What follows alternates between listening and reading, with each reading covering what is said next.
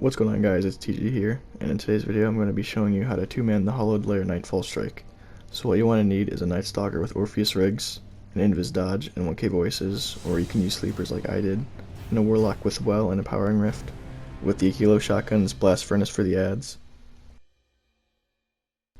I also ended up using Solar Singe and Momentum. It just kind of helped with the speed run.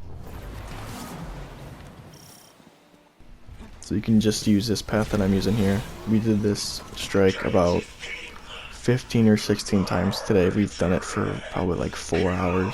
Try to find the best strategy, and at the very beginning we were dying a few times and I found that this was the best way. And then you want to boost right at the end there, get right there on the right, and then loading. Wait for that to finish up. Got a little buddy over there. Alright, and then we just go a little slow here and then just boost through, go right. Just keep going straight, you kind of just follow the path, it's really self-explanatory.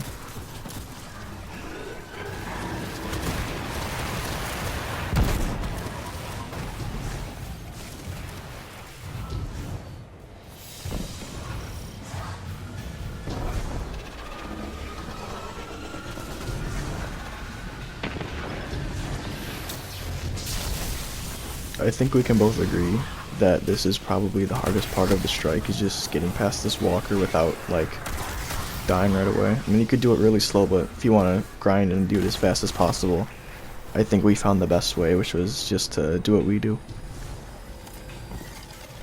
Alright, so what we do is we try to clear some of the ads to make sure we don't take that much damage when we're damaging the walker. So here we are clearing some of the ads. We like to stick generally to the left side because there's a little bit more cover in this little like cubby kind of area over here. So we will just throw our nades there, and this is where the Empowering Rift comes in. Got some heavy there, which is really useful. So we put the Empowering Rift here. Got to do it quick, make sure all 3 legs are facing you, and then we get to just do so much damage right away, just like that. And I don't really have 1,000 voices because I'm not lucky enough to get it, but this is where Sleepers comes in. It works perfectly fine. It's probably the next best thing you could use, and I like using my Divine Protection just to, you know, help not die by the ads. And here we use the Kilo Shotgun when we're out of heavy just to finish them off. And what I found best is have one person go past this like I am, and have one person stay back and go invis, and then just kind of wait. Just a little bit easier, and then the person up here could clear some of the ads like I do. You'll see right up here.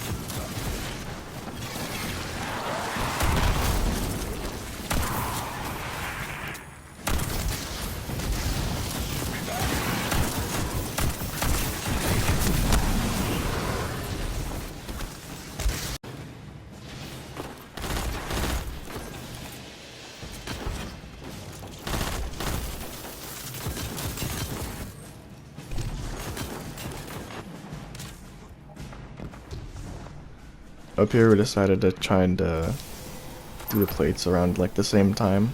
I think it's a few seconds apart when we actually like finish the plate, but right here, like I said, just use your Blast Furnace, use these solar grenades like I'm using, they just clear the ads really well, and I'm pretty sure I get kind of weak here, and what I said to do is just run around in that little circle and you'll start to heal. So you don't have your Rift to heal, that's for more of damage against captains, and the Ogre up here, that really helps a lot. But I'm pretty sure I get close to dying right here. Scared me a little bit. Yeah, there it is. But, you know, momentum, you just keep running and you'll heal. It's actually a really useful thing to use in this, especially for speedruns. Alright, so in my head right here, I'm thinking, alright, I have 3 shots in my sleepers. He has a few shots in his 1k voices. That can do a lot of damage. But I'm not sure if it'll actually like finish off the Ogre, so I was just getting some extra special ammo. And we were saying that I'm gonna pop my well, and then he's gonna tether to finish him off, and we're gonna go in with our kilo shotguns. But right here I decided that we need to clear some of the ads, because there's just too many to deal with right now. So I pop my well, and then I'm just like, alright, we need to damage the boss. Or the Ogre. And you can see it's doing a lot. I missed my last shot, which is kind of sucks, but right here we're like, alright, we just need to clear some of the ads and damage the Ogre a little bit more. He goes in with the kilo shotgun. I'm clearing some more of the ads, and I'm like, alright, I need to go with my shotgun just in case he dies, you know, just as backup. I go in, the Ogre's dead, we're fine. I get a great power weapon, and then right here you can easily just run past all these guys. It's after those first 2 parts, this is probably the easiest strike ever. It's really, really easy. You just follow the little path I'm taking and you'll be good to go.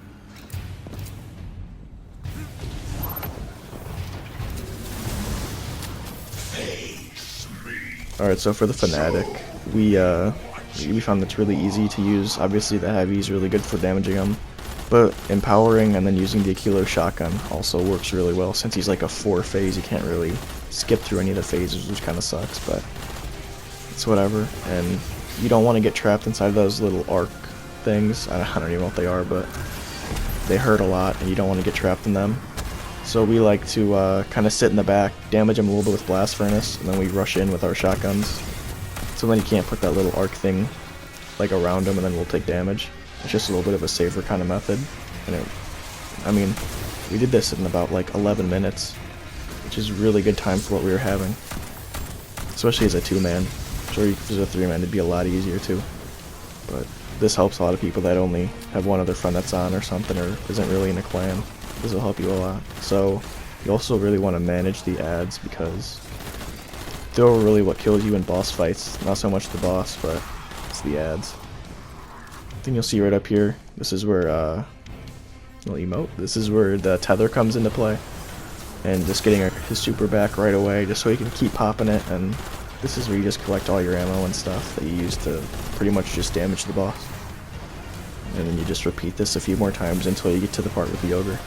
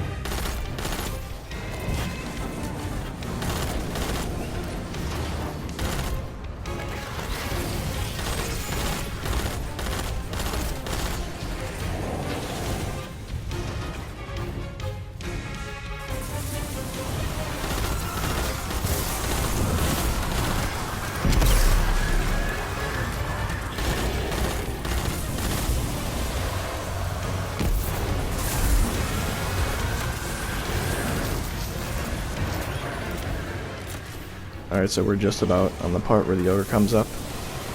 So we're just gonna, first off, just clear some ads. This is right before he actually spawns in. Here we go, pop my well. There he is, I just used the kilo shotgun. I think my buddy uses his 1k. I'm pretty sure he does, but as you can see, we melted him. Used tether and well radiance, and there you go, melted in seconds. Just clear some ads, he's gonna spawn in. Use a kilos like we've been using, damage the boss, and now he's immune. What I like to do when he's immune is just clear some of the ads. It kind of just makes everything a little bit easier, and you don't have to worry about him later on. And right when he starts to tether, you want to communicate with your teammate whether who's going to shoot him or not, and he's shooting his 1k, so then I'm going to go in and damage him a little bit. Alright, he's immune again. Just going to clear some of the ads. And then, guess not. So I go in for some special ammo, because I was like, alright, he's just about one phase, or he's one phase away, so go in with a shotgun. He shoots him, ends up dying. I'm like, alright, I gotta just kill him, he's this low. Put down my wild radiance, shoot him a couple times with my kilos, and we kill him. We just two-man that in 11 minutes. It's a pretty good score, but score doesn't really matter when you're trying to grind for the Mindbender's ambition. You don't really have to worry about your score so much. We just try to do it as fast as possible. And I actually do end up getting it in this run. Too bad it wasn't that great of a roll. But hey, we still have a whole week to do this, so alright. Let me know if this helped you out at all. Like, comment, subscribe if it did, and see you guys in the next one. Peace.